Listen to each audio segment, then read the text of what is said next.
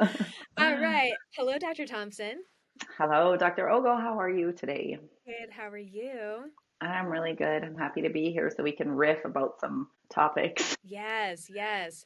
I so we're going to talk about academia and what is currently good and bad related to being able to do cannabis related research. And so I'll just kind of briefly talk about how when I started this job at Cal Poly Humboldt, I originally wanted to do research where I was getting people under the influence of cannabis and then like seeing how that influenced movement. And my IRB, go a step backwards. To be able to do research with human subjects, you need to go through a process called the IRB, or the Institutional Review Board. So that's a group of people who look at your study. You have to describe what you're doing in your study and making sure that it's ethical and it's not putting subjects at any excess risk that they would experience in their everyday life. That you're not basically that you're not doing like fucked up things with human subjects. So We do so that in basically, private. to be able to do research, you have to get approval. um, yeah. Anything else about IRB? Any other way to describe the IRB? No, I think that was perfect. Yeah, just so people understand that, like, when somebody wants to research something, it's not just, hey, I have an idea, let's go do this. It's like, no, there are people that we have to answer to, and we have to spell out things in extremely detailed ways in order to get permission, basically, to do that. And it's good, it's to protect the human subject. But a lot of times in research, and I'm sure you see the same thing, people are like, well, why didn't you do this? Or why didn't you do this? It's like, because that would never get approved. Like, we want to do that, but there's a reason. Yep, exactly. And the IRB all started because of really bad instances of doing research that was super duper unethical, like giving a whole population of people syphilis and then just like seeing what happens just to look at the spread of syphilis. So, yeah, we can't do that anymore, which is very good, but it does make it just more challenging to be able to I don't know. I mean, we could make the argument that it makes it more challenging, but I think it's still an important thing to do. It, And I, different yes, IRBs in different places can be more or less stringent. And so I've heard cases of people waiting like a full year to get IRB approval of a study. And then I've heard, I mean, my IRB, I can get things done in like a month or yes. less. Yeah. And I think the problem with cannabis right now in the IRB process is that right now cannabis is still seen, especially in the US, in the ridiculous category of a Schedule 1. So when they are looking at it from the lens of an IRB approval, it's still Schedule 1, which is technically a narcotic. So they are looking at it in the same way that they would look at heroin. And we all know in the general world that that is completely untrue. But when you have to follow policies and procedures, when they're looking at it from an IRB perspective, they have to categorize things. And unfortunately, cannabis right now in the US still falls in that Schedule 1 narcotic category. And so, right off the hop, you have to sort of convince an IRB board that a narcotic, even though we know it doesn't fit that definition, That's my shoot, sorry, my internet. phone rang. We know that, did that freeze? All right, that was my internet. It wasn't even mine. I was owning that. I'm like, oh my God. I'm pretty sure that that was my internet. Is there? Yes. Okay, so we were just talking about the IRB.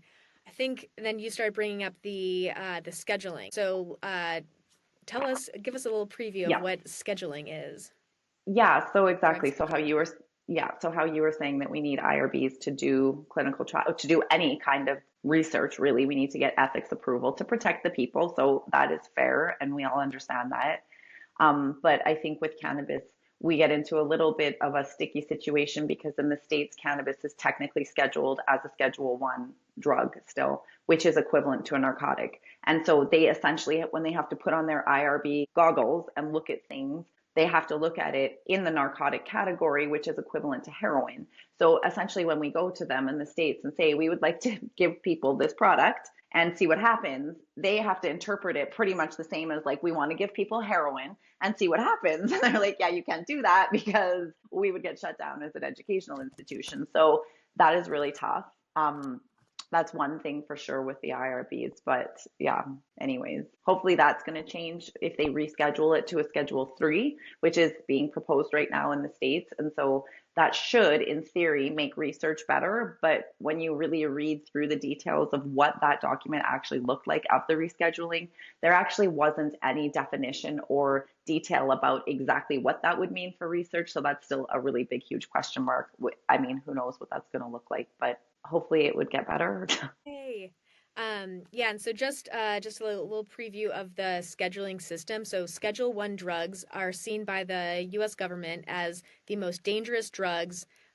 These substances, I'm looking at a website right now, these substances with potentially severe physiological and psychological dependence are considered to have no acceptable medicinal qualities. Additionally, you cannot get a prescription for any drugs falling into this category. Here's a list of the Schedule 1 drugs: heroin, marijuana, MDMA or ecstasy, LSD, GHB, a date rape drug, mescaline, bath salts, peyote, and psilocybin mushrooms. I feel like psilocybin's Schedule 2 now. Yeah, I I think think that that that got one rescheduled actually, yeah, versus I think Schedule so. 2 drugs, which are, yeah, and then Schedule 2 drugs are also commonly abused and cause dependency. However, these drugs have a legitimate use in medical treatment, though many of them come with severe restrictions. This class of drugs is only legal when prescribed to an individual by their doctor and received from a pharmacist. So that includes cocaine, methamphetamine, Oxycontin, Adderall, Ritalin, Dilaudid, methadone, fentanyl, Vicodin. And so just looking at that list of drugs, those seem so much more severe than weed. Right. And so it's just like the scheduling system is so far removed from the reality of how people are actually using cannabis. Right. And then I think that CBD is off the list now, or is at least like lower down, so it's easier to do research with it. Yes, yeah, it's easier definitely to do research with anything other than THC. Sometimes when you're researching things, you can split out isolates and maybe get approved better that way because most laws and policies revolve around THC. So they're looking, even the definition of hemp is revolving around THC, like the 0.3% by weight. As long as it's under 0.3% THC by weight, it's technically hemp. If it's over that, it's technically cannabis. But really, this is the exact same molecule. It's just an arbitrary number. And so a lot of these categorizations have been made by people that aren't, they're policy setters. Like they set policies, they set rules. But I mean, in the real world, it's ridiculous that you have fentanyl in a lower category than cannabis. I mean, what? But anyway, Right. such that it No one is, has that's died from what, cannabis. right, Hundreds of people die every day from fentanyl. And so right. it's just so insane. And the reason why it was put on the Schedule 1 was in the 19 or whenever Nixon was in charge. And It was they did 72, this I study think. about cannabis and how does it actually.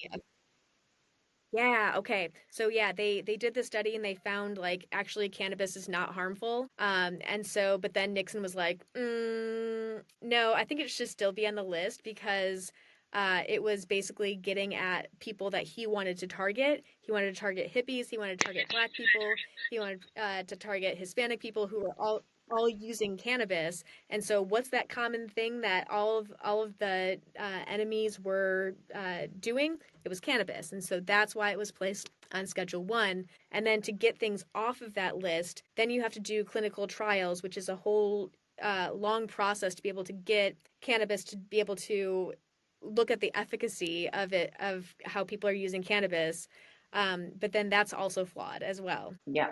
And when they put it in that category too, like when they put it in Schedule 1 in 72, I think it was, they literally said, we're just putting it here temporarily. This is just a holding spot for it for just a bit while we figure out what we're doing. We're in 2025 and it is still there. So that's actually within the definition of Schedule 1, right, is the part that it has no medicinal benefit. And that's really actually the thing that is really driving the ability to reschedule it into Schedule 3, because within the United States, we have enough state level regulations that are allowing people to use it medicinally that they have gathered enough evidence from like 30,000 different physicians and practitioners that actually have evidence in their patient population that the DEA and the FDA will accept this as proof that it actually does have a medical indication. We have enough because the state level policies were able to supersede the federal policies and allow cannabis to be used in those jurisdictions.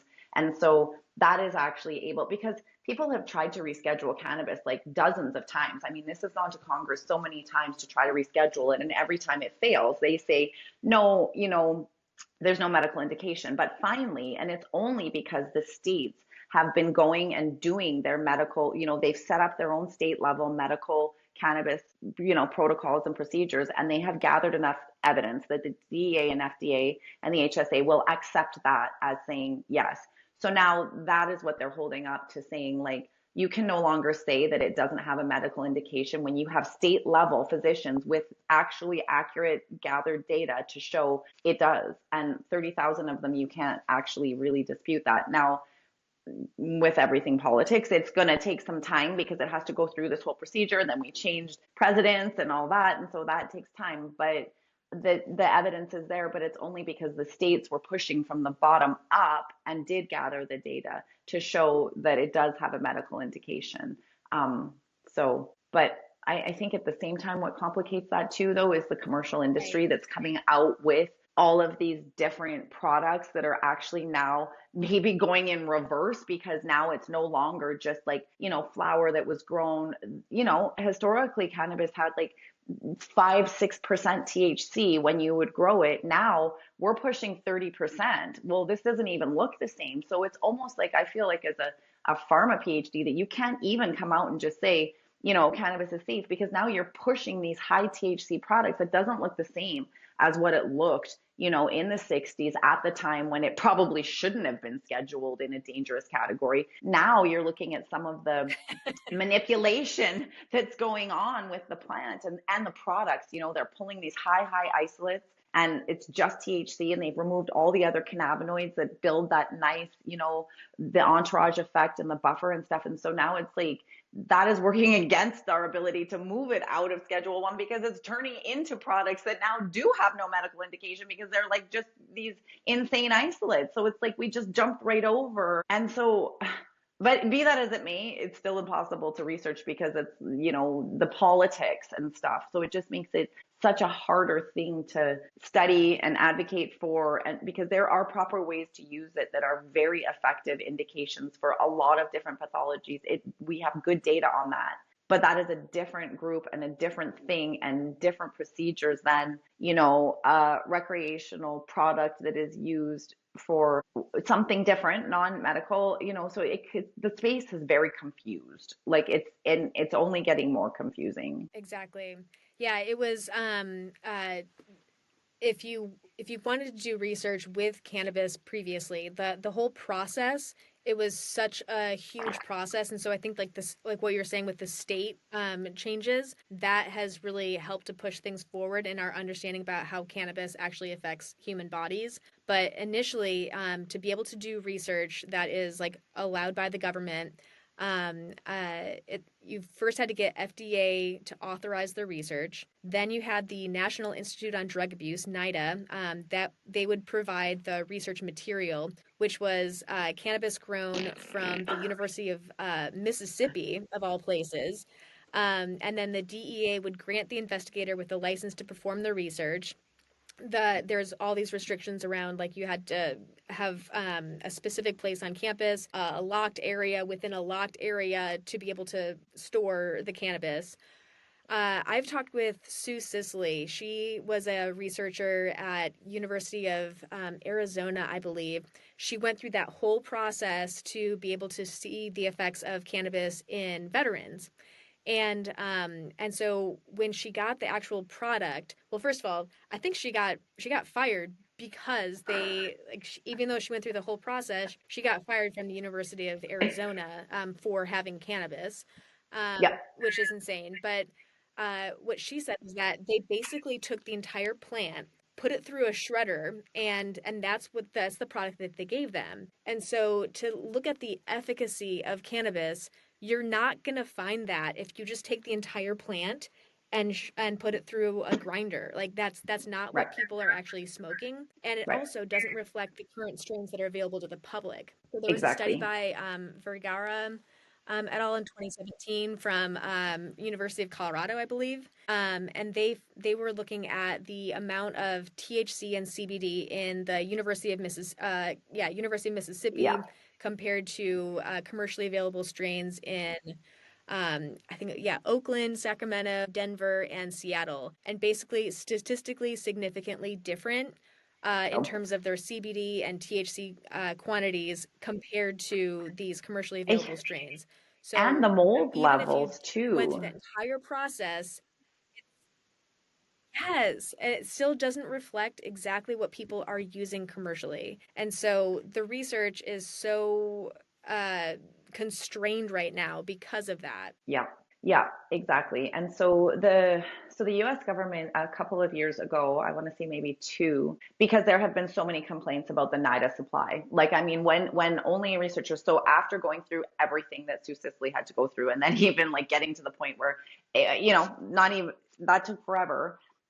There have been a few that have managed to actually get the product and done their project, but they heard the complaints because it did not look anything like what people were using in real life. I mean, this was from a seed that they got years and years and years and years ago. They never upgraded any of the genetics. It was moldy, it was dirty, it was like you said, just through, it was not good quality. So even, we always say like garbage in, garbage out. When you look at data, like if you're coming in with garbage, your data coming out is garbage. That is garbage data because what you're using as a product doesn't reflect anything like what we're doing here. So the government did hear that. And I think it was 2 years ago, they said, okay, fine, then we will allow some other registered growers to provide product to researchers. Then it doesn't only have to come from Ole Miss, because it was all only coming from Mississippi. That was in the US your only option before. And so they said, okay, we'll allow other growers to apply to be suppliers to research. And that was like a few years ago, and I think maybe there's a couple now. So because they make it, the barriers to getting Yeah. approved to do anything, they had to go through all of these things. So it's just not worth it for the growers. It's like, well, what's in it for them, right? I mean, if you're providing to a researcher, you're not even really able to jack your prices up. So like there's nothing in it for them. I applaud the ones that actually are doing it because it's giving us something closer to what's commercially available. But we have maybe a couple now. I think maybe six at the last time they checked. And so there's just so many barriers to doing the research in the US for sure. When it comes to THC, I do think it's a little bit easier to use things that are not THC, like if you're using a hemp product that does not have THC in it, but the confusion is still there. And in Canada, it's a little bit different because we are federally legal here. So like the research that I do, we're doing in Canada because our regulations are a little bit different. They're still ridiculously strict and stringent. Like it's still not easy to get approved. And I think the other thing is back to the part about the IRB and the ethics boards. There aren't a lot of people sitting on ethics boards that study cannabinoids or understand the physiology of how they work. And so I even know, for us, we were applying to do a study with CBD and looking what CBD was going to do in athletes. And there was concern from the ethics board that the athletes were going to be high. And this was a CBD isolate. And we're like, oh my God, like that was actually, so if our ethics boards are made up of people that don't actually even know the first thing about it, that's how far away we are from being able to walk something through, and I'm now, it's good because like maybe going through it with our project, now the next time somebody comes to them with something, they will know because they learned now. But like that is where we actually were. Like it was actually real that they thought a CBD isolate might cause these people to be severely intoxicated, which we know is just not true. It's non intoxicating. And so there's just a lot that like the ethics boards and the IRB approval people like really need to learn, and that takes time. So, you know, Yeah, exactly. And so it's up to us when we submit the IRB to really be clear and describe exactly what's going on, and have long conversations with the risk management team of your university as well. One of the things that was surprising to me was that Whitley Stone from University of Western Kentucky, I believe, she was able to do a CBD study in Kentucky. And so it's like, okay, if we can give people CBD in Kentucky, we're at least moving on up in the world. But there were people, like University of Colorado, where they got through the process of being able to do research with commercially available cannabis product, where Yep. they brought a van to people's homes, and the Canavan, and so people would go to a dispensary that the researchers had a partnership with, and then they would provide the cannabis for them. The participants still have to pay for the cannabis because researchers can't give you drugs for free. And so